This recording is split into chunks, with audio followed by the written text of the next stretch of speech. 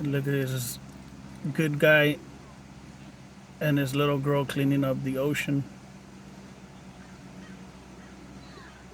picking up trash.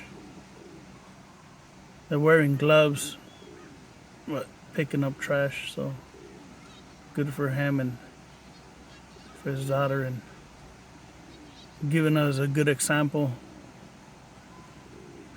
They've been doing this for a little while. I just wanted to share.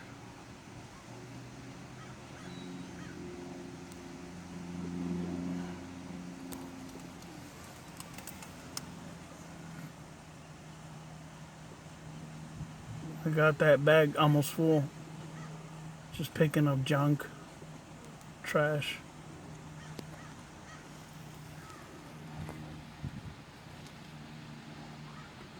It's a beautiful day.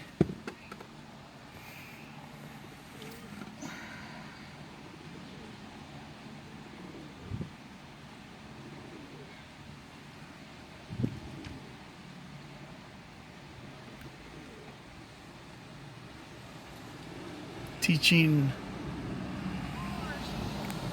his daughter or